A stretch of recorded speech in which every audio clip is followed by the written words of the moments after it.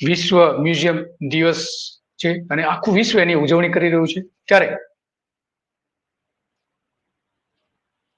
ગાંધી આશ્રમમાં પણ એક મ્યુઝિયમ બનવા જઈ રહ્યું છે. ત્યાં ગાંધી આશ્રમ ડેવલપમેન્ટ અંગેનો એક પ્લાન બનાવ્યો છે કેન્દ્ર સરકારે 1246 કરોડ રૂપિયાનો, અને એમાં આ એક મ્યુઝિયમ એક ભાગ છે.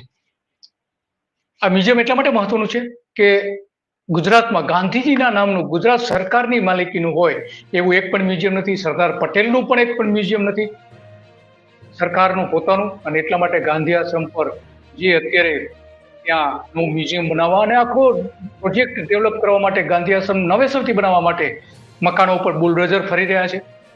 એ બુલડોઝરની વાત કરવી છે. અને આજે વિશ્વ મ્યુઝિયમ દિવસ છે એટલા માટે એ મહત્વનું, કારણ કે આમે અત્યારે ગાંધી આશ્રમમાં જે હૃદયકુંજ છે એની બરાબર બાજુમાં ગાંધીજીનું એક મ્યુઝિયમ છે. ગાંધીજીને લગતી ઘણી બધી વસ્તુઓ મૂકેલી છે બંધ કબાટમાં, લોકો જોઈ શકતા નથી એ રીતે રાખેલી છે. કહેવાય છે મ્યુઝિયમ, પણ લોખંડની કબાટની અંદર બધી જ ગાંધીજીની મહત્વની કેટલીક ચીજો છે કે જે લોકો જોવા માટે રાખવી જોઈએ, પરંતુ એ કબાટની અંદર પૂરી દીધી છે. એટલા માટે આજે આ મહત્વનો મુદ્દો આપણી સમક્ષ આવ્યો છે. વિશ્વ મ્યુઝિયમ દિવસ માટે આપણી સાથે ગાંધી આશ્રમથી પણ જોડાઈ રહ્યા છે, ત્યાં પોતાના હક્કો માટે લડતા. કારણ કે આજે અહીંયા જે મકાનો જે છે એના માટે અહીંયા લડનારાઓ જે હતા એ પોતાના હક્કો, જ્યારે મકાન મકાન ખાલી કરવાના હતા, એ 289 જેટલા લોકોને મકાનો અહીંયા આપવામાં આવ્યા છે. એને ખાલી કરીને બીજી જગ્યાએ શિફ્ટ કરવામાં આવ્યા છે 289, અને લગભગ 45 જેટલા મકાનો એવા છે કે જે રિસ્ટોર કરાશે, કે જે ગાંધીજી આશ્રમ છોડીને ગયા હતા એ સમયે હતા. કુલ આમ તો ગાંધીજી જ્યારે દાંડી યાત્રા પૂરી કરીને પછી જે છોડી દીધો આશ્રમ, ત્યારે 65 કુલ તો 65 મકાનો હતા ગાંધીજીની આશ્રમની ટ્રસ્ટ જે હતું, ટ્રસ્ટની માલિકીના. પરંતુ પછી કેટલાક મકાનો નવા ઊભા થયા અને ઘણા બધા એમાં સુધારા વધારા કરવામાં આવ્યા. હેરિટેજ વેલ્યુ જે હતી મકાનોની એ પણ એમાં નેસ્ત નાબૂદ કરી દેવામાં આવી. તો આ બધા મકાનો અત્યારે તોડવામાં આવી રહ્યા છે. 65 મકાનો હતા, એમાંથી 45 હયાત છે, એમને રિસ્ટોર કરાશે. બાકીના જે બધા લગભગ 300 જેટલા મકાનો છે એ જે નકામા મકાનો ગાંધીજી જે આશ્રમ છોડીને ગયા પછી મકાનો બનવામાં આવ્યા હતા, એનું હેરિટેજ વેલ્યુ નથી રહી, એટલા માટે એને તોડી પાડવામાં આવશે એવું સરકાર દાવો કરી રહી છે.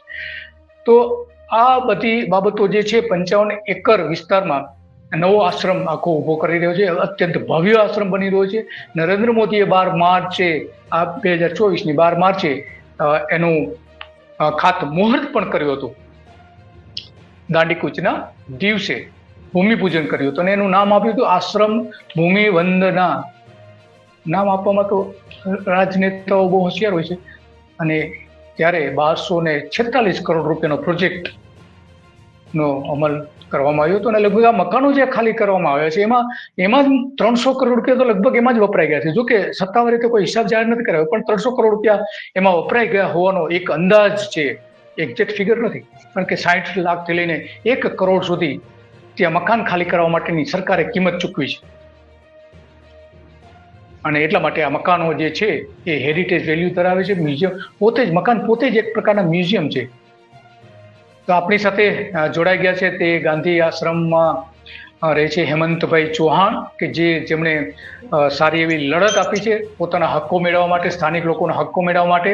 તેઓ અત્યારે પંડિતની જે ચાલ છે, ગાંધી આશ્રમના જે દરવાજો છે એની સામે જ પંડિતની લાઈન જે કહેવાય છે એમાં એ રહે છે. અને એમણે ઘણા બધા આંદોલનો કર્યા. આજે આપણે જોઈએ છીએ કે આ મકાનો જે તૂટી રહ્યા છે, આ એના દ્રશ્યો આપણે જોઈએ છીએ.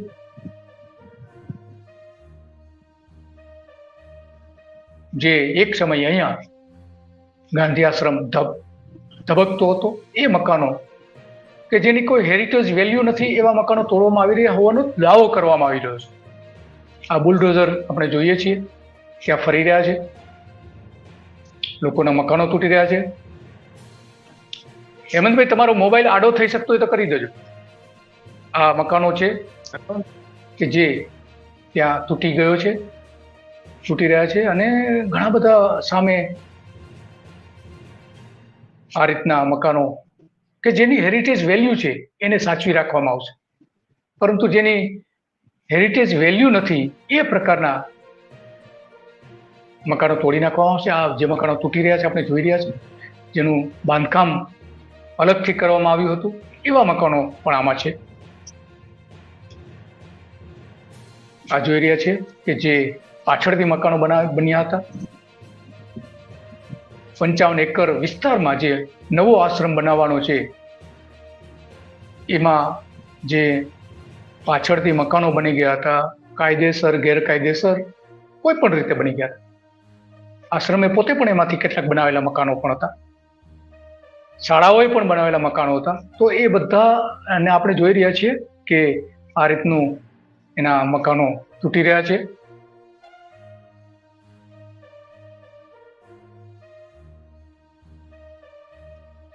આ બધી જ બાબતો સ્થાનિક લોકો માટે અત્યંત મહત્વની છે. આ મકાનો જે તૂટવામાં, કારણ કે ત્યાં વર્ષો સુધી એની પેઢીઓથી ત્યાં અહીંયા રહેતા હતા, ગાંધીજી સાથે જોડાયેલા કુટુંબો હતા, એ પેઢીઓથી અહીં રહેતા હતા અને એટલા માટે એમના માટે તો આ બહુ અત્યંત મહત્વનું છે કે આ મકાનો જે છે એમાંથી ખાલી કરવીને જે અહીંથી લઈ જવામાં આવ્યા એ લગભગ 289 મકાનો હતા,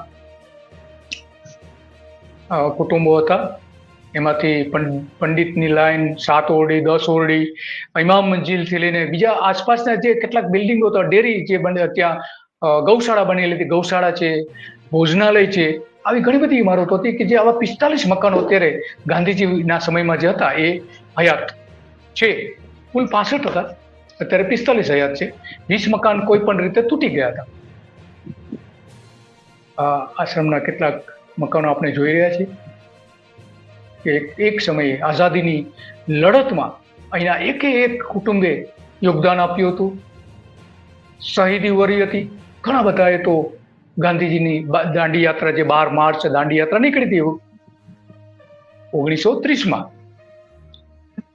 ત્યારે આમાં યોગદાન આપ્યું હતું. હેમંતભાઈ, આ કયા મકાનો છે? આ પંડિત ચાલ 2 ના છે મકાન. પંડિત ચાલ, હા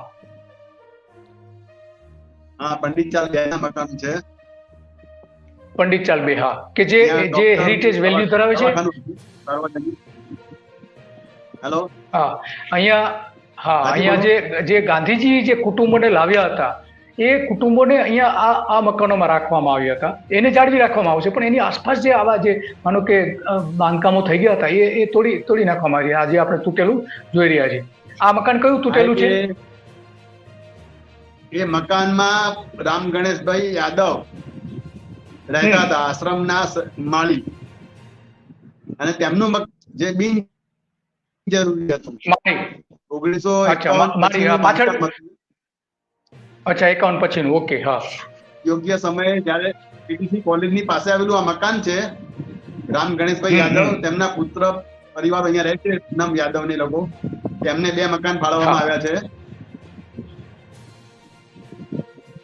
બરાબર છે. આ એ મકાન છે કે જે 1951 પછી બનેલા હતા, એટલે એની કોઈ હેરિટેજ વેલ્યુ નથી, એટલા માટે આ બધા તોડી નાખવામાં આવે છે. સામેની પંડિત ચાલ છે હેરિટેજ. હા, આ જે પંડિત ચાલ 2 જે છે મકાન 1224 મકાન. હા, પંડિત ચાલની પાછળના ગેરકાયદેસર બાંધકામો છે જે કાઢી નાખવામાં આવશે અને ઓરિજિનલ ટાંચામાં પંડિત ચાલને લાવવામાં આવશે. અહીંયાથી ઓરિજિનલ ટાંચો શરૂ થાય. બરાબર, અહીંથી ચાલુ થાય છે. ઓકે,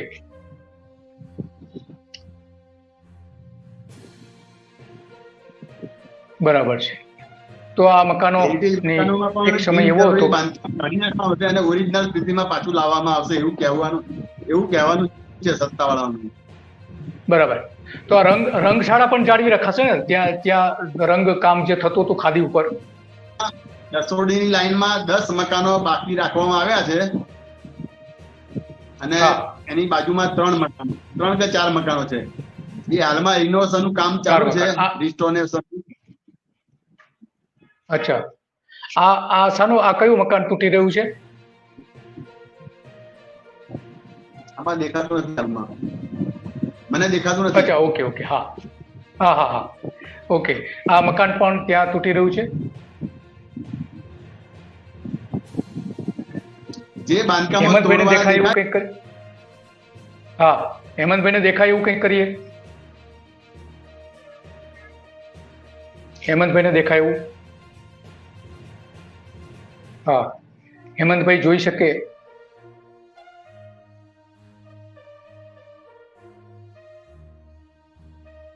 આ કયું મકાન છે હેમંતભાઈ?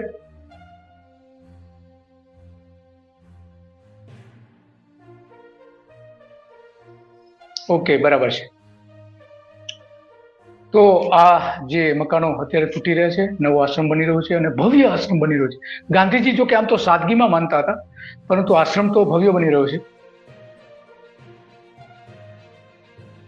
એટલા માટે નવેસરથી અને આના જે આર્કિટેક્ટ છે એ વિમલભાઈ કરીને છે, અમદાવાદના આર્કિટેક્ચર.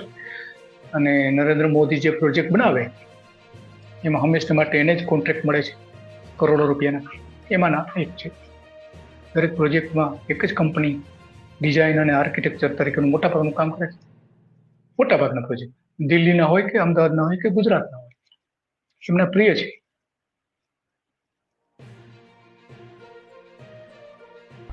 આશ્રમ જે છે આઝાદીની ચળવળની નીતિ અને નિર્ણયોની સાથે જોડાયેલો હતો. આ આપણે જોઈ રહ્યા છીએ કે જે અહીંયા પેલા રહેતા હતા આશ્રમવાસીઓ, એની યાદી છે, આશ્રમવાસીઓની યાદી છે. અને હેમંતભાઈને આપણે જોડવાનો પ્રયત્ન કરીએ. હેમંતભાઈને આ આશ્રમની જે યાદી છે એ આપણે જોઈ શકીએ છીએ કે જેમને નવેસરથી મકાનો આપવામાં આવ્યા છે. એ મકાનો મોટાભાગના 60 લાખની આસપાસ, 60 લાખથી 90 લાખની વચ્ચે આપવામાં આવ્યા છે. 300 જેટલા મકાનો થાય છે.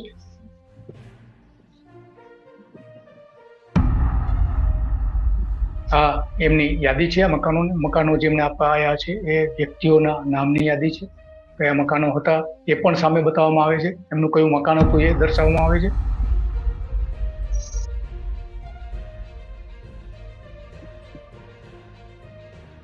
ગાંધીજીએ જે દેશ માટે અહીંથી લડત ચાલુ કરી હતી એ સમયના મોટાભાગના પરિવારોના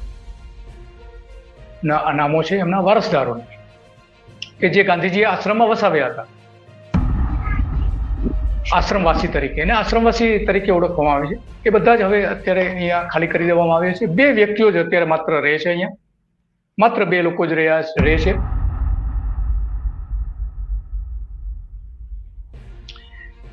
હેમંતભાઈને મદદ કરજો એમને જોડાવા માટે. અને એટલા માટે આ ચળવળ જે આખી ઊભી થઈ હતી એને ફરીથી અહીંયા જીવંત કરવા માટે, કે જે હેરિટેજ વેલ્યુ છે એને બતાવવા માટે અહીંયા કામગીરી કરવામાં આવે છે. અને એટલા માટે આજે આપણા માટે મહત્વનું છે. તો હેમંતભાઈ, આ જે મકાનોની યાદી તમે ફરીથી જોડાયા, વચ્ચે થોડા ડિસ્ટર્બ થઈ ગયું હતું ઇન્ટરનેટ કનેક્શનના કારણે.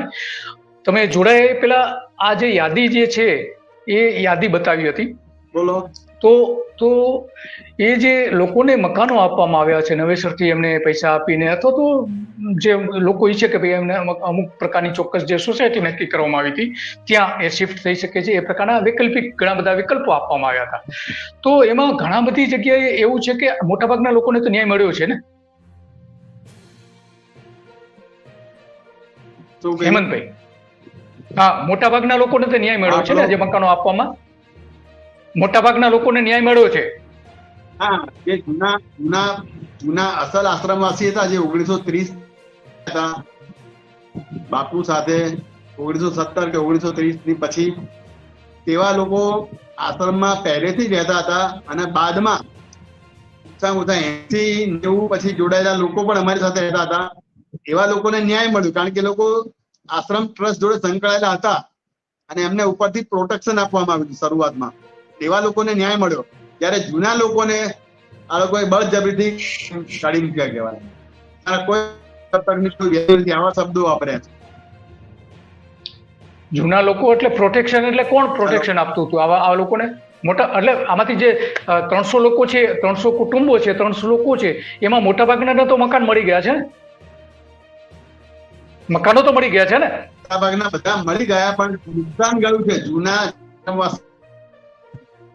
એવા લોકોને ભારે નુકસાન ગયું છે, કારણ કે એક જ લાકડે હાંક્યા 60 લાખ. એટલે 2 વર્ષ પહેલા આવ્યો તો બી 60 લાખ લઈ ગયો, અને 1930 કે 1970 પછી આવેલા 60 લાખ જ ના હકદાર બને. આવું કેમ? તો આવા વિવાદવાળા મકાનો કેટલા હશે? મારા દાદા સંકળાયેલા હતા, ગાંધી જોડે કામ કર્યું હતું, એવા લોકોને કોઈ વેલ્યુ જ નથી રાખવામાં આવ્યું.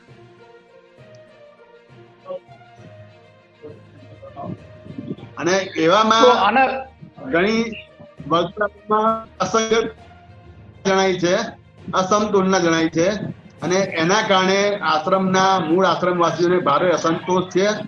અને આવા લોકો આજે પણ પોતાના વળતર માટે અરજીઓ કરી રહ્યા છે સત્તાવાળાઓને, એવી માહિતી.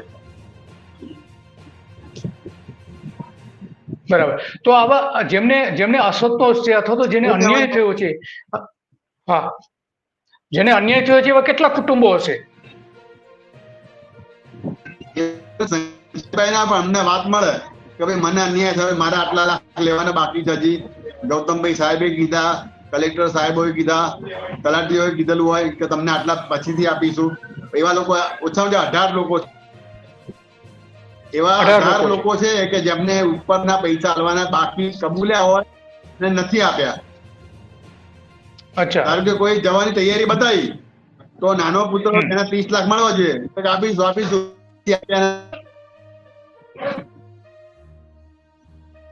એટલે અસમતુલના વળતર આપવામાં વળતર ચૂકવનાર અધિકારીઓ અસમતુલના કરી છે. કોને આપવા કોને નહીં આપવા એમના હાથની વાત હતી. એમના હાથે. તો આની કોઈ નીતિ વગેરે નિયમો બન્યા કર્યા રોજ. બદલતા રહે, નિયમો બદલતા રહે. આશ્રમવાસીને પડતા મૂક્યા, પછી કમિટી 5 એટલે પાછળથી જનારાઓને ભારે નુકસાન થયું છે. તેમને ઘણી જોર જુલમનો બી સહન કરવા પડ્યો છે. સરકારી અધિકારી જે કહે માનવું પડે એમનું. આવું ચાલ્યું છે. બરાબર છે. ઘણા મુખ્યમંત્રી કાર્યાલયમાં બી રજૂઆત કરી છે, હજી નથી, કોઈ પરિણામ આવતું નથી. કોઈ પરિણામ નથી આવતું. તો બીજી બાજુ એવા કોઈ કિસ્સાઓ ખરા કે જેમાં આ અધિકારીઓએ ખોટું કર્યું હોય, જેને મકાન ન મળવું જોઈએ એને મકાન આપી દીધું હોય, એવા કોઈ કિસ્સાઓ ખરા? કેટલા કિસ્સાઓ છે આવા? હા, એમાં તો એક પહેલો જ કિસ્સો જોઈએ તો આપણે જયેશભાઈ પટેલના મોટા ભાઈને મકાન આપ્યું. તેવા લોકો કોણ છે? જયેશભાઈ પટેલ કોણ છે? મારી નજર સામે જયેશભાઈ પટેલ કોણ છે? જયેશભાઈ પટેલ કોણ છે? જયેશભાઈ પટેલ આશ્રમ ટ્રસ્ટના ટ્રસ્ટી ઈશ્વર પટેલના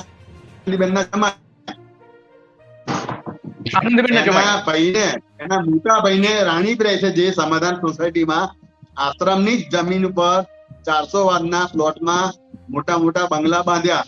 આ ટ્રસ્ટીઓ ટ્રસ્ટ જોડે સંકળાયેલા કર્મચારી લોકોએ, કોઈ હરિજન સેવક નતો. હરિજન સેવકના નામે આ સોસાયટી બનાવવામાં આવી. તેમાં 400 વારના પ્લોટો આપવામાં આવ્યા. એવી તો આશ્રમમાં 35 સોસાયટી બની રાણીપમાં, આશ્રમની જમીન ઉપર. મોટા ભાગની દલિતોની સોસાયટી છે. એવા લોકો એ દલિતોની સોસાયટીમાં માત્ર 60, 75, 85 વારના બાંધકામ વાળા જ મકાનો છે. માત્ર સમાધાન સોસાયટી પર જ 12 બંગલા છે, 400 વારના પ્લોટ છે, અને તમામ કર્મચારી હતા. કોઈ ટ્રસ્ટી હતા, કોઈ સેવક નહોતું. તો એમને પણ મકાન આપવામાં આવે છે આમાંથી? પૈસાનું વળતર ને બધું આપવામાં આવ્યું છે? એમાં જયેશભાઈના ભાઈ ખરા ને, જે 6 સમાધાન સોસાયટીમાં રહે છે, પ્રબોધ ઈશ્વરભાઈ પટેલ, તેને પણ 4 BHK ફાળવવામાં આવ્યો છે. હવે એના કયા પુરાવા લીધા હશે આ સત્તાવાળાઓએ, કલેક્ટર કચેરી વાળાઓએ? એનો 92માં તો ત્યાં ગ્રાન્ટ છોડી દીધું એ લોકોએ. એમણે કયા પુરાવા રજૂ કર્યા? અને ટ્રસ્ટમાં ટ્રસ્ટી છે, એવા તો 10 મકાન એના કબજામાં હતા, તો 10 એના પરિવારના સભ્યોને કેમ ના અપાયા?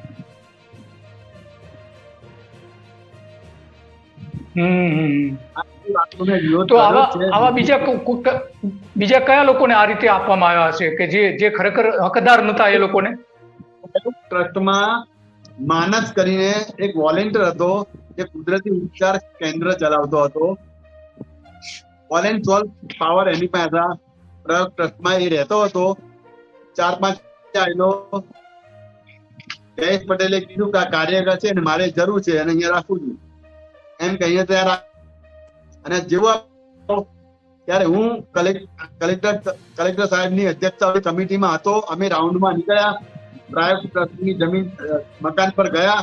ત્યાં આઈ.કે. પટેલ સાહેબ ખુદ બોલ્યા હતા કે વોલેન્ટિયર હોય તો પૈસા આ લોકોને વળતર ના અપાય.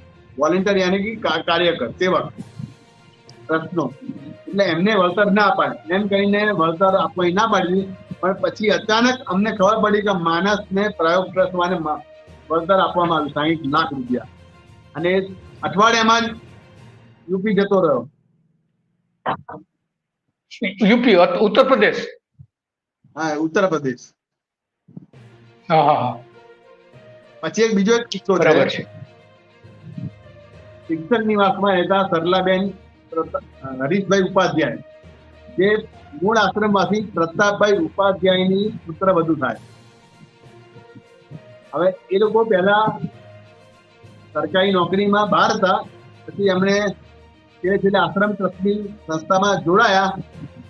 ટ્રાન્સફર થઈને આવ્યા છે કદાચ, અને આશ્રમમાં પાછા જોડાયા અને એમને મકાન પણ આપવામાં આવ્યું.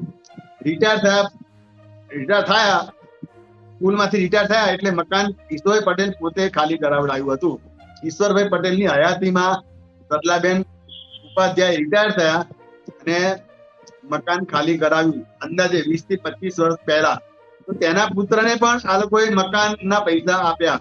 એ કોના દબાણથી, કોની ભલામણથી, અને કેવા પુરાવા ઉભા કર્યા એનો પ્રશ્ન આજે મેં મોટો ઉભો કર્યો છે અને વિડીયો પણ વાયરલ કર્યો છે. ઘણા અધિકારી સાહેબને એ જે તમારો વિડીયો છે એ વિડીયો જોઈએ. તમે જે વિડીયો હમણાં વાયરલ કરેલો છે એ વિડીયો પણ જોઈએ કે શું બતાવે છે એમાં. તમારા અવાજ સાથેનો વિડીયો છે, આપણે એ જોઈએ. નિવાસ સાબરમતી ગાંધી આશ્રમ ડેવલપમેન્ટ પ્રોજેક્ટમાં શિક્ષક નિવાસ તરીકે ઓળખાતી આ લાઈન છે. આ લાઈનમાં અહીં અંદાજે 20-25 વર્ષ પહેલાં સરલાબેન હરીશભાઈ ઉપાધ્યાય નામના શિક્ષિકા બેન રહેતા હતા. આશ્રમ વિનય મંદિરમાં તેઓ નોકરી કરતા હતા અને નોકરી નિવૃત્ત થયા બાદ તેઓને મકાન સંસ્થા દ્વારા પરત લેવામાં આવેલું. સંસ્થાના ટ્રસ્ટી તરીકે એ વખતે ઈશ્વરભાઈ પટેલ જીવતા હતા. ત્યારે ઈશ્વરભાઈ પટેલે પ્રોવિડન્ટ ફંડના નાણાં જેવા નાણાકીય લાભો સ્કૂલ વતી અટકાવ્યા હતા અને જે તે વર્ષે આ મકાન સરલાબેન ઉપાધ્યાયે પોતે જાતે ખાલી કરી નાખેલું. ત્યારબાદ તેઓનું મૃત્યુ પણ થઈ ગયું હતું. તેઓ ગોતા વંદે માતરમ ટાઉનશીપમાં રહે છે. તેમના પુત્ર જોડે એકનો એક પુત્ર છે હરીશભાઈનો, જેનું નામ રાજીવ હરીશભાઈ ઉપાધ્યાય છે. આ રાજીવે બાજુમાં રહેતા આ છેલ્લું મકાન દેખાય છે તે મકાનમાં રહેતા ધીરેન્દ્ર પરસોત્તમ રાવળ દ્વારા આ મકાનના નાણાં લેવા માટે ઓનલાઈન પુરાવા રજૂ કર્યા હતા. ઓનલાઈન પુરાવા કઢાવી સરકારમાં રજૂ કર્યા હતા, જેમાં ટોરેન્ટ કંપનીનું લાઇટ બિલ પણ રજૂ કરવામાં આવ્યું હતું અને ભાડા પહોંચ જૂની રજૂ કરવામાં આવી હતી. ટેક્સ બિલ પણ રજૂ કરવામાં આવ્યું હતું. આ ટેક્સ બિલ અને વીજળીના લાઇટ બિલો સાબરમતી હરિજન આશ્રમ ટ્રસ્ટના બેંક એકાઉન્ટમાંથી છેલ્લા 20 થી 25 વર્ષથી, યાની કે સરલાબેન ઉપાધ્યાય નિવૃત્ત થયા બાદ મકાન પાછું આપતા ટ્રસ્ટ ભરતું હતું એવું અમો પ્રૂફ કરી આપીએ તેમ છીએ. અને આ લાઇટ બિલો, ટેક્સ બિલો ઓનલાઈન આ લોકોએ કાઢ્યા અને દાવો રજૂ કર્યો. સરકારના અધિકારીઓ અહીંયા રાઉન્ડમાં આવ્યા હતા ત્યારે તે લોકોએ પણ કહ્યું કે આ ડાઉટફુલ કેસ છે. કલેક્ટર શ્રી સંદીપ સાંગલે સાહેબના શબ્દો હતા. આ જ સ્થળ પર અમે ઊભા હતા, હું પોતે પણ હતો. મને તો જે તે વખતે ખબર હતી કે સરલાબેનને આવી રીતે બળજબરીથી ખાલી કરાવ્યું હશે, પરંતુ બાદમાં ખબર પડી કે આ મકાન તો ટ્રસ્ટે ક્યારનું ખાલી કરાવી નાખ્યું હતું અને ટ્રસ્ટના કબજામાં હતું. પરંતુ લાઇટ બિલ અને ટેક્સ બિલમાં હરીશભાઈના પત્ની સરલાબેનનું નામ ચાલુ રાખવામાં આવ્યું હતું. એક ટ્રસ્ટની ભૂલ હતી. ઓકે, બરાબર છે. તો હેમંતભાઈ, આ આખો વિડીયો જે છે આપણે એમાં, તેનો મતલબ એ થયો કે જે લોકો અહીંયા રહેતા નતા, જેમણે કબજો છોડી દીધો હતો, વર્ષો થઈ ગયા છે છોડીને જતા રહ્યા, એમને મકાનો આપવામાં આવ્યા છે. હવે સરકારે કોઈ એ વખતે નીતિ જ નથી કરી નક્કી. એવા તો ઓછામાં ઓછા 20 થી 25 લોકો છે કે જેમણે મકાનોને તાળા મારી બીજે રહેતા હોય, એવા લોકો પણ અહીંયા આવીને પૈસા લઈ ગયા છે. એટલે અહીંયા રહેનારા કહેવાય, પ્રોજેક્ટના નાણાંનો દુરુપયોગ થયો કહેવાય. અને મૂળ આશ્રમવાસીઓને પ્રોજેક્ટનો પૂરો લાભ મળ્યો નથી. આશ્રમ પરિવારોનું કહેવું છે કે અમને ઓછામાં ઓછા 1 કરોડ મળવા જોઈએ, એના બદલે 60 લાખ જ મળ્યા. પહેલા 65 લાખ આપવાના હતા, તો પણ 5 લાખની કટોતી આવી. એ વખતે અમારી પર પણ આક્ષેપ થયા હતા કે 5-5 લાખ તમને મળશે. પણ અમે પણ આજે મોં પાડીએ છીએ કે સરકારે અમારા ખભે બંદૂક મૂકી કામ કઢાઈ લીધું અને એમને પડતા મૂક્યા. બરાબર છે. એટલે આ તમારા કહેવા પ્રમાણે ઓછામાં ઓછા 25 મકાનો એવા છે કે જેમાં આ પ્રકારની ગેરરીતિ થઈ છે એને વળતર ચૂકવવામાં, કે જેમની પાસે એમનો એ છોડીને જતા રહ્યા હતા, મકાન છોડીને જતા રહ્યા હતા. તો તમે બીજી એક વાત કરી હતી કે આમાં એક પ્રધાનના કોઈ ડ્રાઈવરને પણ આપવામાં આવ્યું છે, કોઈ રાજકીય નેતાઓ સાથે જોડાયેલા કેટલાક લોકોને પણ આપવામાં આવ્યું છે. એ શું છે? એ હવે ડ્રાઈવર કઈ મને બહુ ખબર નથી, પણ એમાં જયેશભાઈના ડ્રાઈવર ખરા, એ ડ્રાઈવર આપણે અભય ઘાટમાં રહેતા હતા. અભય કઈ નામ છે, અભયજી ઠાકોર, અભયજી નાનાજી ઠાકોર. એના પરિવારને 3 થી 4 મકાન મળે. દરેક જગ્યાએ નાની રૂમોના અલગ અલગ મીટર આ લોકો આલવા જ પડે અને એમની પાસે ભાડા પહોંચ પણ નથી. એ અભય ઘાટના મેદાનમાં રહેતા હતા, રોડ ઉપરના લાઈનમાં. એવા 8 થી 10 મકાનો હતા. એમની પાસે ભાડા પહોંચી ટ્રસ્ટના કોઈ કર્મચારી પણ નતા. આ લોકો ગેરકાયદેસર એક્રોચમેન્ટ કરીને રહેતા હતા, દબાણ કરીને.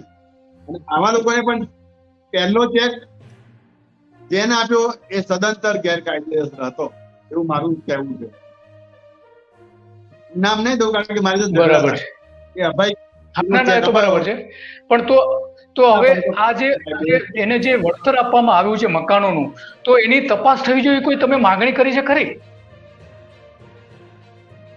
મેં તો ઘણીવાર વોટ્સઅપ ગ્રુપમાં નાખી માંગણી કરી.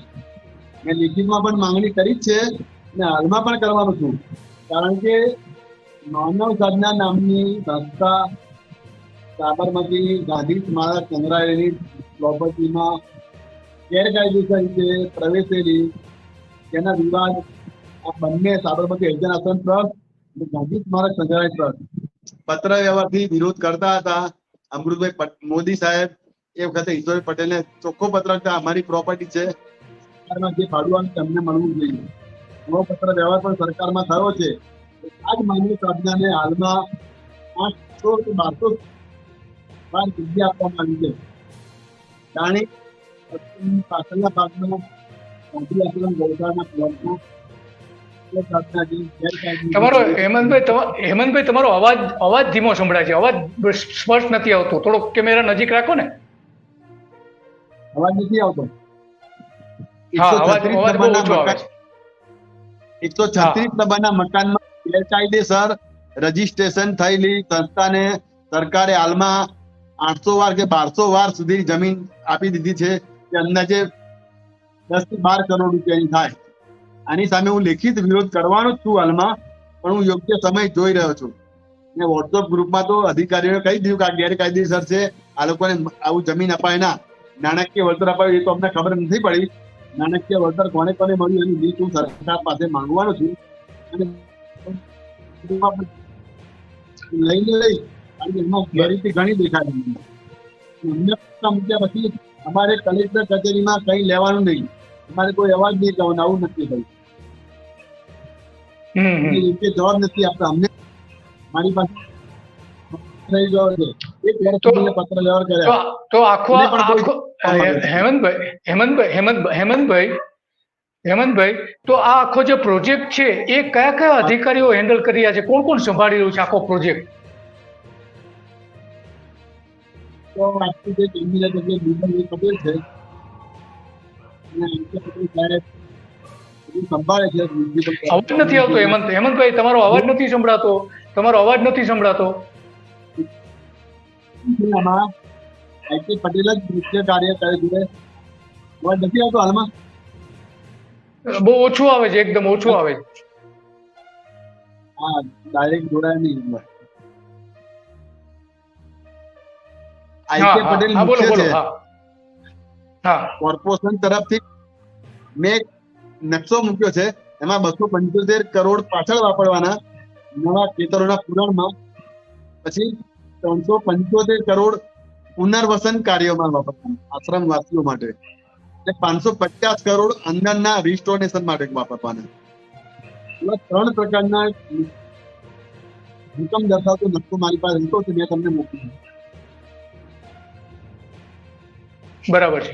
તો તમે આ માટે કલેક્ટર અને જે પ્રોજેક્ટ સંભાળે છે કે કૈલાસનાથન મુખ્યમંત્રીના સચિવ, તો એને તમે રજૂઆત કરી છે કે આમાં આ રીતનું જે લોકોને અન્યાય થાય છે એને ફાયદો કરી આપવો જોઈએ?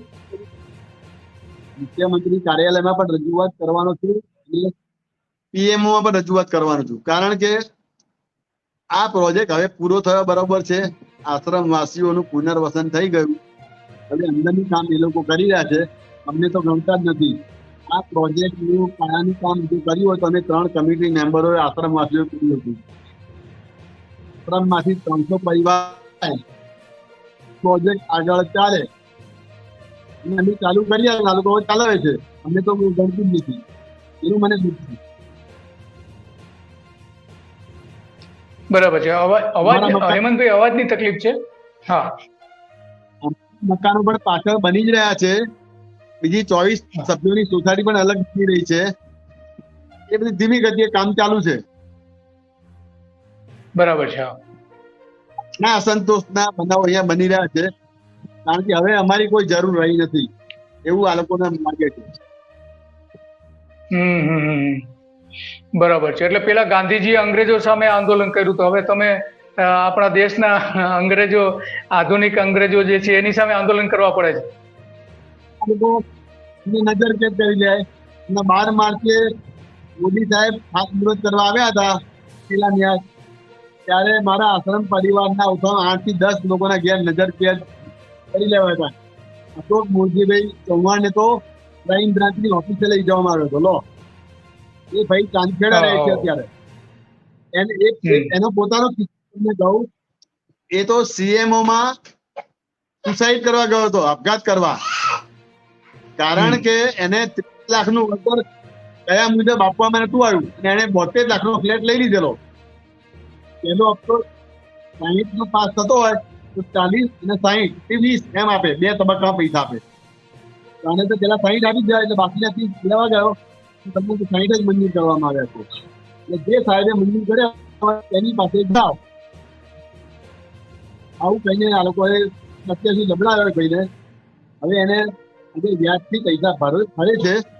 72 લાખનું મકાન થયું, 12 લાખ રૂપિયા બહારથી લાવ્યો ભાઈ, અને 30 લાખ માટે એને મુખ્યમંત્રી કાર્યાલયના ધાબા પરથી પડવા ગયેલો. ત્યાંના કર્મચારીઓ એને પકડી લીધો છે અને ફોન કરીને એને બોલાવ્યો છે. બધા અધિકારીને લાગતા વખતે બોલાયા અને એને ઘેર સુધી મૂકવા ગયા હતા મુખ્યમંત્રી કાર્યાલયના કર્મચારીઓ. તો આશ્રમમાં કઈ જગ્યાએ રહેતા હતા આશ્રમવાસીઓમાંથી? બેમાં રહેતો હતો અશોક મૂળજીભાઈ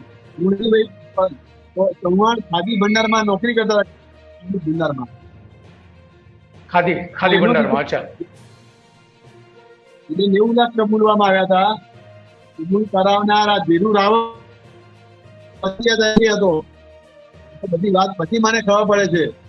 એમના લોકોને ઉપરથી નાણાં આપવામાં આવ્યા, રોકડા. એ રોકડા પૈસા કઈ રીતે આપવામાં આવે છે મને ખબર નથી પડતી.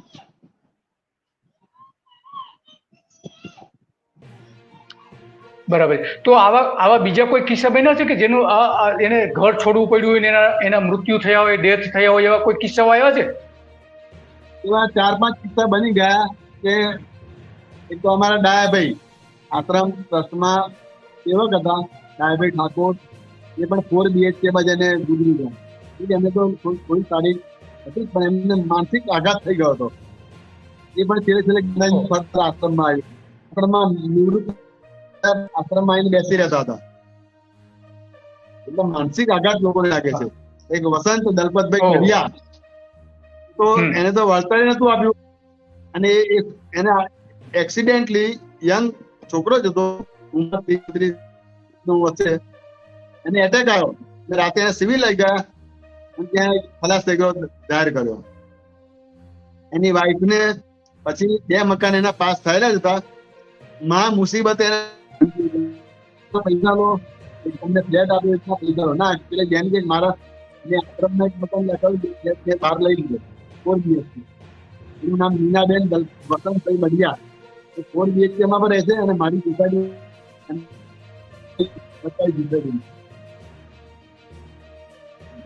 ગુજરી ગયો. તો આવા 4 થી 5 કિસ્સા બનેલા છે જેને મકાન છોડવાના કારણે અથવા તો એનું અવસાન થયું હોય, એનો આઘાત લાગેલો, એવા 4 થી 5 કિસ્સા છે. સાયકલની દુકાન ચલાવતા હતા, એમને પણ કોમર્શિયલ નું વળતર આપવામાં નથી. એમને ધક્કા ખાઈને રસ્તામાં અથડાઈને મરી ગયા છે. એમને શરૂઆતના પૈસા 60 લાખ જ મળ્યા. પછી કોમર્શિયલ દુકાન હોય એનું 5 લાખ, 8 લાખ, 10 લાખ આપતા હતા. એ અમને લેવા આટા મારતા હતા, ત્યાં એક્સિડન્ટમાં ભટકા અને ગુજરી ગયા.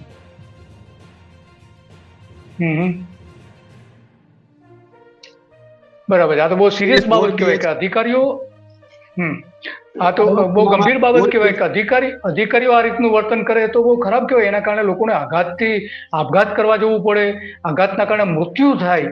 ગાંધી આશ્રમમાં બની રહ્યું છે, બહુ ગંભીર બાબત કહેવાય. મીના બઢિયાએ તો અધિકારીઓને જાહેરમાં કીધું,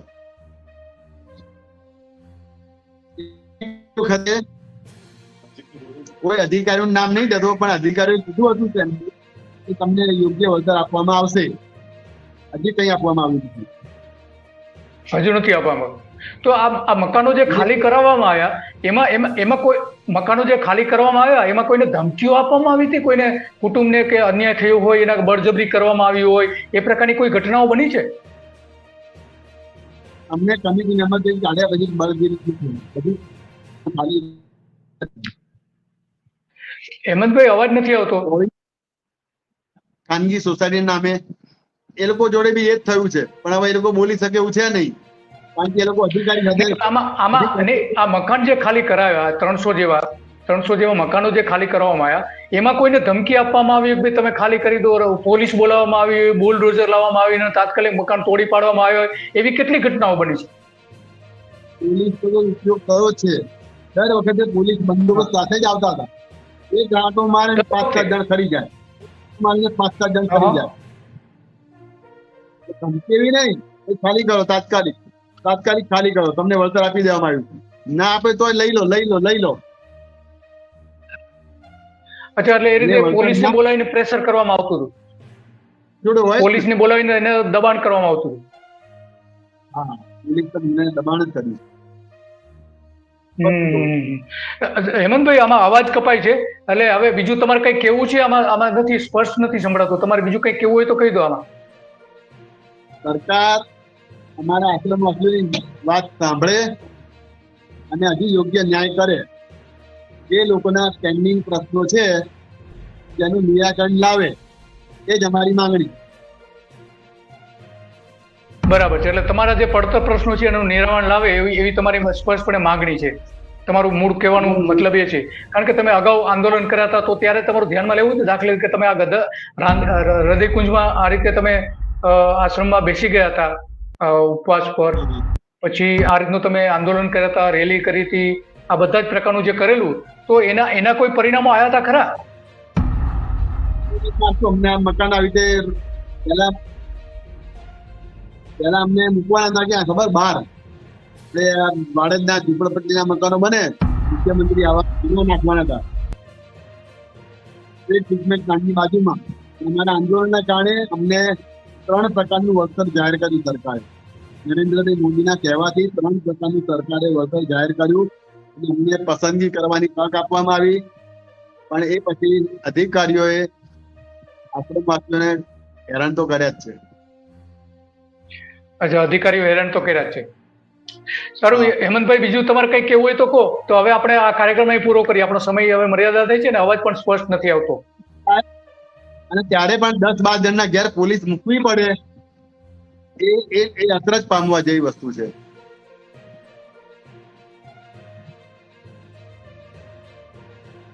બરાબર છે. તો આ હતા આપણે હેમંતભાઈ, તમારો ખૂબ ખૂબ આભાર, તમે જોડાયા એ બદલ અને ઘણી બધી વિગતો આપી કે જે અત્યારનું જે તંત્ર છે કઈ રીતે કામ કરી રહ્યું છે એની ઘણી બધી વિગતો આપી તમે. અને બીજી કોઈ બાબતો હશે તો ફરીથી આપણે પણ તમારો અવાજ રજૂ કરીશું સત્ય ડેમાં. તમારો ખૂબ ખૂબ આભાર.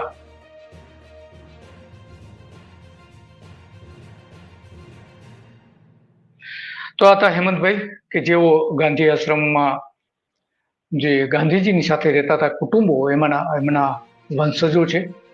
આજે પણ એ 2 લોકો રહ્યા છે, અત્યારે રહે છે આશ્રમની સામે. એમાંના એક છે, એમણે ઘણી બધી વ્યથા વ્યક્ત કરી, હિંમતપૂર્વક વ્યથા વ્યક્ત કરી કે ગાંધી આશ્રમ ગાંધીજીએ સ્થાપ્યો હતો અંગ્રેજો સામે લડવા, અને આજના આધુનિક અધિકારીઓ, રાજકારણીઓ એ અંગ્રેજો બની ગયા છે. અને અહીંના જે ગાંધીજી સાથે કામ કરનારા કુટુંબોના વારસદારો ઉપર કયા પ્રકારના એમણે અત્યાચારો કર્યા, કેવા બુલડોઝર ફેરવામાં આવ્યા, સત્તાનું બુલડોઝર કઈ રીતે એ લોકો ફેરવતા રહ્યા છે, એની બધી હેમંતભાઈએ વાત કરી, હિંમતપૂર્વક વાત કરી એમણે. અને અધિકારીઓ શું કરી રહ્યા છે એ બધી જ બાબતો એને બતાવી. અહીંયા નરેન્દ્ર મોદીએ આ આખો પ્રોજેક્ટ રજૂ કર્યો હતો. 1246 કરોડ રૂપિયાનો પ્રોજેક્ટ છે. ગાંધીજી સાદગીમાં માનતા હતા, આવા ભવ્ય પ્રોજેક્ટમાં તો એ માનતા નતા, છતાં પણ આજે ત્યાં એકદમ ભવ્ય પ્રોજેક્ટ બનાવવામાં આવી રહ્યો છે. અને કેટલાક આરોપો પણ મૂકવામાં આવી રહ્યા છે કે ગાંધીજીના મૂળ સિદ્ધાંતો જે હતા એ મૂળ સિદ્ધાંતો પર બાજુ પર મૂકી દઈને આશ્રમનું એક ભગવાકરણ કરવામાં આવી રહ્યું હોય એવા પણ ઘણી વખત આરોપો થયા છે. ગાંધી વિચાર ધરાવનારા લોકોએ આરોપો કરેલા છે.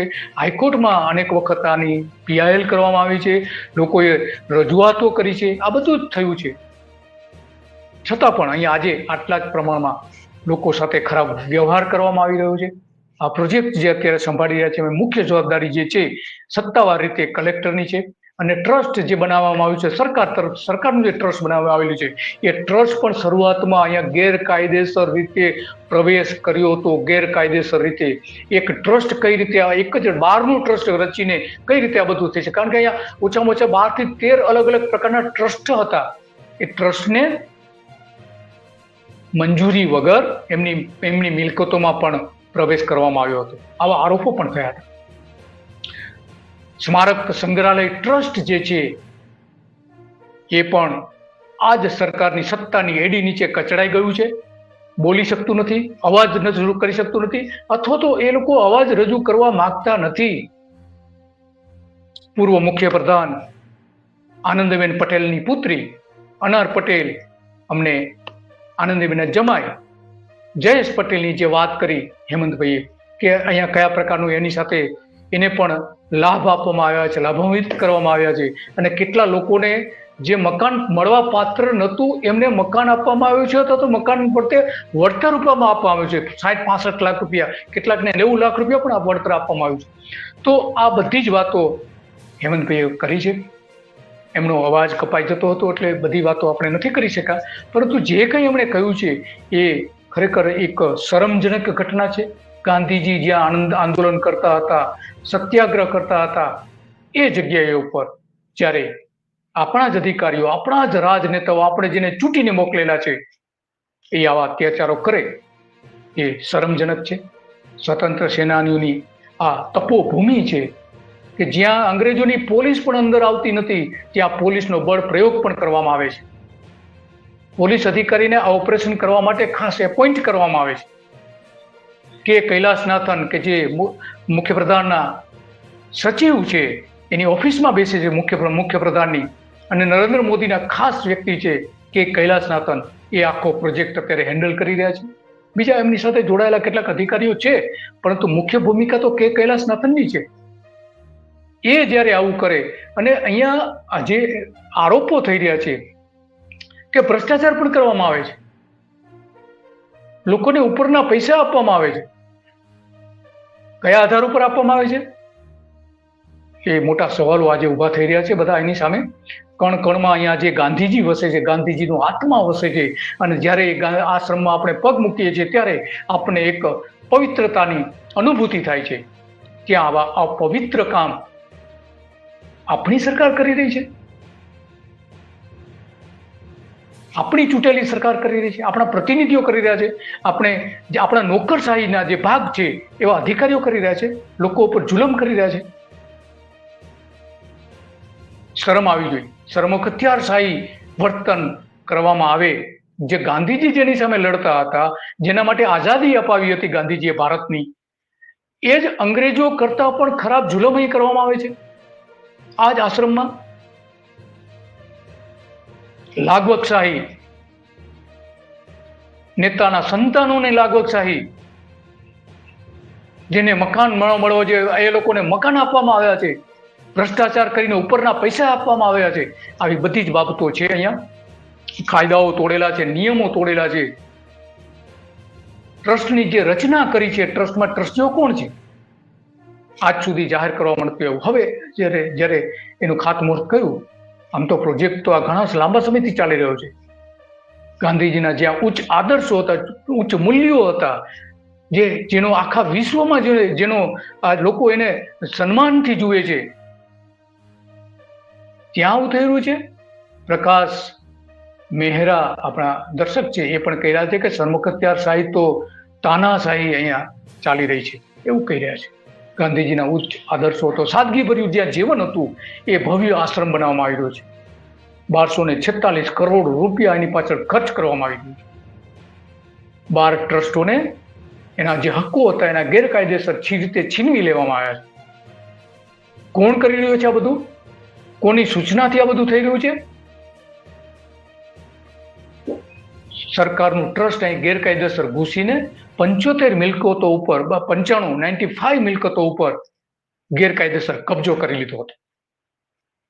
આ ગાંધીનું ગુજરાત છે, ગાંધીજીનો આશ્રમ છે કે જ્યાં આજે આપણે જઈએ છીએ ત્યારે ગાંધીજીની યાદો કેટલી બધી એની સાથે જોડાયેલી હોય છે. દાદાગીરી અહીંયા કરવામાં આવતી હોવાના પણ કિસ્સાઓ નોંધાયા છે.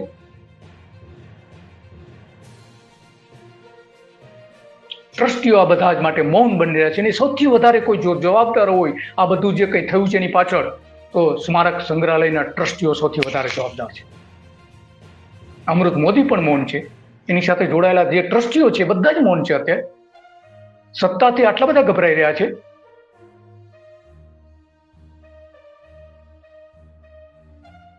ઉદ્યોગપતિઓ એના ટ્રસ્ટી છે એ ગભરાઈ રહ્યા છે.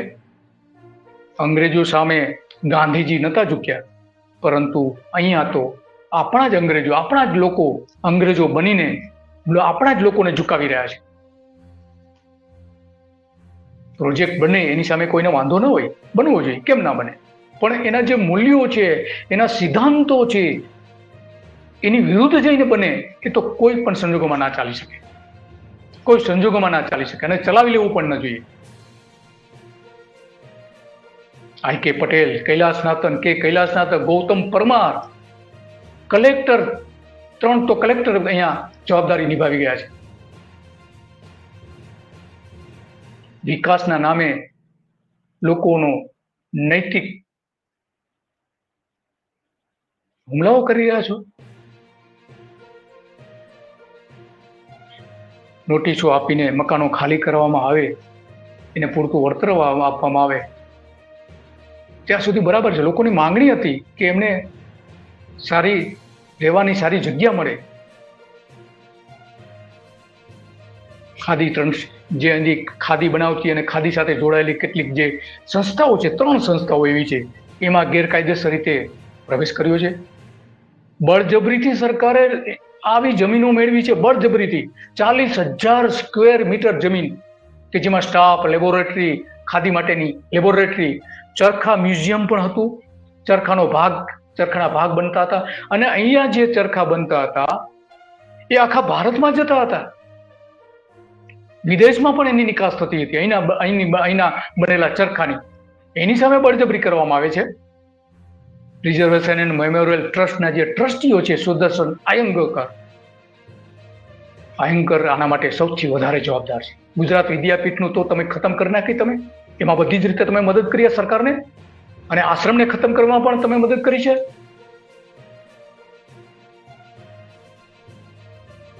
ગાંધીજીના નામે, ગાંધીજીના ખાદીના કપડાં પહેરવાથી તે ગાંધીજીના વિચારોનો અમલ નથી થઈ શકતો. તમે વિરોધ કર્યો એનો? સુદર્શનજી, કરો વિરોધ? બિલકુલ નહીં. અને તમે જ સૌથી વધારે જવાબદાર છો એના માટે. હૃદયકુંજ, મીરાકુટી, વિનોબા ભાવે જેવા પવિત્ર ઇમારતો અહીંયા આવેલી છે, અને એની બાજુમાં જ ગેરકાયદેસર મકાનોનો કબજો, રાજકીય વ્યક્તિઓ સાથે જોડાયેલા વ્યક્તિઓ, એના કુટુંબીજનો ગેરકાયદેસર કબજો કરી લે, અને તમે બે હાથ જોડીને બેસી રહો છો. સરકારને તમામ પ્રકારની અહીંયા કાયદાઓનો ભંગ કરવા માટે છૂટ આપો છો. તમારે ટ્રસ્ટી તરીકે પહેલા રાજીનામું આપી દેવાની જરૂર હતી. ગાંધી આશ્રમની શાંતિ અને અસ્મિતાને કોઈ અસર ન થવી જોઈએ એવો પહેલો હાઈકોર્ટે જે તુષાર ગાંધીની જે PILમાં જે ચુકાદો આપ્યો તેમાં સ્પષ્ટપણે કહ્યું હતું. પરંતુ લોકોના દિલમાં અશાંતિ પેદા થઈ છે. ગાંધીજીએ જે અસ્મિતા ઊભી કરી છે એનો ભંગ થયો છે. અહીંયા વિકાસ ક્યાંય ગાંધી આશ્રમની સાદગી અને શાંતિ ક્યાંય દેખાતી નથી. આશ્રમનું ભગવાકરણ થઈ જશે કે નહીં થઈ જાય કોને ખાતરી છે? ક્યાં છે એની બ્લુ પ્રિન્ટ? રજૂ કરી આજ સુધી કૈલાસનાથને? સરકારે કેટલાક વિડીયો રજૂ કરી દીધા હતા ભૂપેન્દ્ર પટેલે, પરંતુ એકચ્યુઅલ આશ્રમ કઈ રીતે બનશે, એની પાછળ કયા પ્રકારનું કામ કરવામાં આવશે, કઈ વિગતો તમે પ્રજાની વચ્ચે મૂકી છે? બિલકુલ નથી મૂકી તમે. ગાંધીજી હંમેશને માટે પારદર્શી વ્યવહારોમાં માનતા હતા, એક એક પાઈનો હિસાબ આપતા હતા. એક પણ પાઈ અહીંયા ગાંધીજી જ્યાર સુધી રહ્યા ત્યાં સુધી ખોટું થવા નથી દીધું. એ આશ્રમમાં તમે ભ્રષ્ટાચાર કરી રહ્યા છો. શરમ આવી જોઈએ સરકારને, શરમ આવી જોઈએ અધિકારીઓને.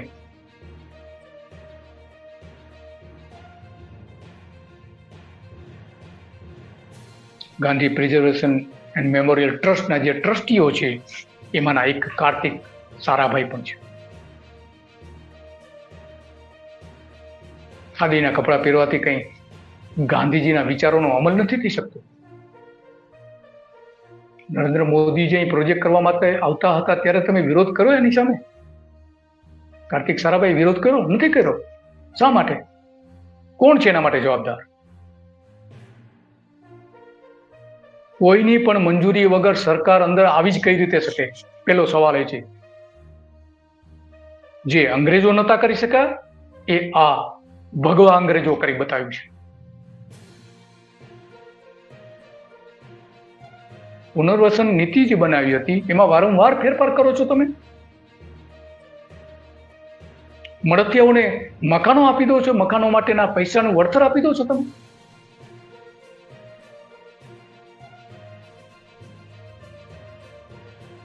પૂર્વ મુખ્યપ્રધાનના જે એક ડ્રાઈવર હતા એને અહીં મનમાની રકમ આપી દો છો તમે.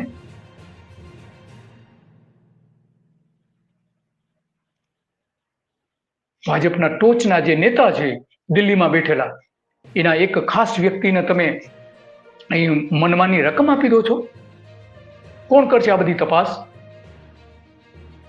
સેજ પણ જો નૈતિકતા બચી હોય સરકારમાં તો આ તમામ બાબતોમાં તપાસ કરાવવી જોઈએ.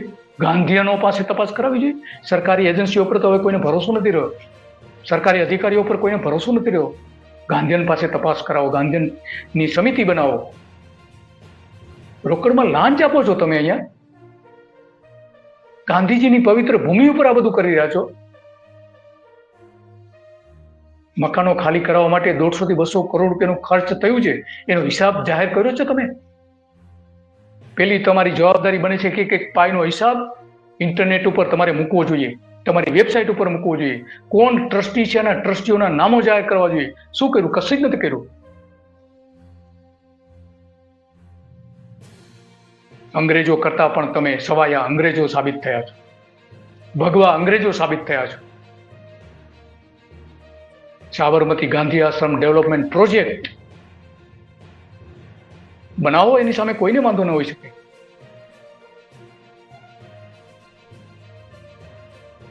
પરંતુ જ્યારે અહીંયા ગાંધીજીના નૈતિક મૂલ્યો હતા, ગાંધીજીના જેમ એના જીવનમાં ઉભા કરેલાના મૂલ્યો હતા, એ મૂલ્યોને તમે તોડી મરોડી રાખી રહ્યા છો.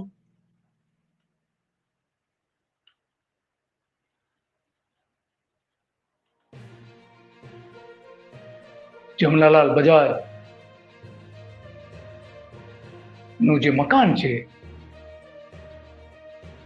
એમાં અત્યારે કુણાલ રાઠોડ જે રહે છે, એને લડવું પડે છે તમારી સામે. અંગ્રેજો સામે નતું લડવું પડતું, ત્યાં સુધી એમને લડવું પડે છે. બજાજ કુટીર જે છે,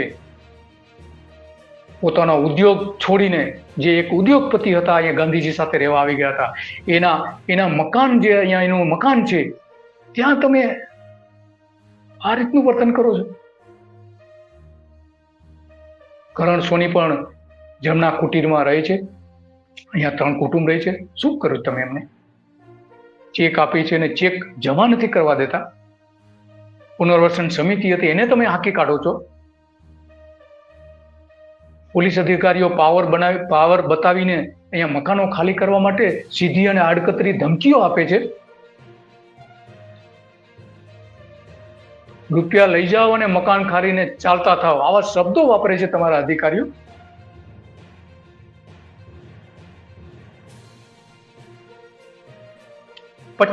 માર્ચ 2023 સમિતિના સભ્ય JB દેસાઈએ ધમકાવીને બુલડોઝર ફેરવવા કહ્યું હતું. અંગ્રેજો કરતા પણ તમે ગયા છો. મેઘા પાટકર વખતે અહીંયા ભલે બંદૂકો કાઢી હતી, હૃદયકુંજમાં બંદૂકો તાકી હતી પત્રકારો સામે, પરંતુ એનાથી પણ ખરાબ વર્તન અહીંયા કરવામાં આવી રહ્યું છે.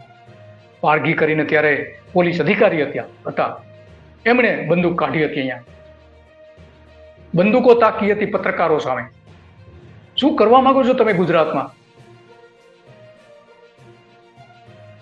2 વર્ષ સુધી લોકોએ અહીંયા આંદોલન કરવા પડે તમારી સામે? શરમ આવી જોઈએ.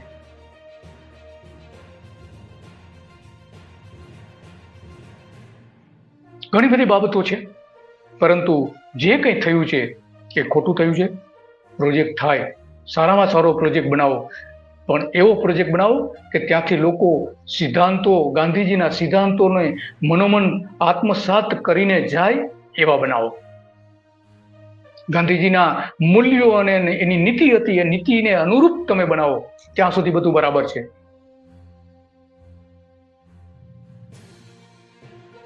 દર્શક કહે છે કે પબ્લિક પણ પ્રજા એટલે કે હવે આંધળી લાચાર મૂર્ખ બની જવા જોયા કરે છે. ગાંધી ચિંધ્યા માર્ગે ચાલવું પડશે. વાત તો સાચી છે એમની. લોકોએ શું કર્યું? કેટલાક લોકો ભેગા થયા હતા, વિરોધ કર્યો. તુષાર ગાંધીને કોઈએ ગુજરાતમાં એટલી જે જોઈએ મદદ ન કરી. આપણે પણ એટલા જ જવાબદાર છે, નાગરિક તરીકે આપણે પણ જવાબદાર છે. સરકાર આવું કરી જ કેમ શકે? પહેલી વાત તો એ છે. ગાંધીજી પાસે જે નૈતિકતા, ગાંધીજીના સમયમાં જે હિંમત હતી અંગ્રેજો સામે લડવાની, એ હિંમત આપણે આ ભગવા અંગ્રેજો સામે ગુમાવી બેઠા છીએ. આપણા દર્શક બરાબર કહી રહ્યા છે, કંઈ જ ખોટું નથી કહેતા. અત્યંત દુઃખદ બાબત છે અને આ બધું કહેવું પડે છે આપણી જ સરકારને. આજે તો બસ આટલું જ, અને આવતીકાલે પણ આવા જ કોઈક લોકોના સ્પર્શતા કેટલા મુદ્દાઓ સાથે આપણે ચર્ચા કરીશું. તમારી પાસે આવા કોઈ મુદ્દા હોય, તમને કોઈ અન્યાય થતો હોય, એ સત્ય ડેને જણાવો અને નીચે કોમેન્ટ કરીને તમે કહો, અને આ વિડીયોને બને એટલો શેર કરો જેથી કરીને લોકો સુધી સાચી વાત પહોંચી શકે. નમસ્તે.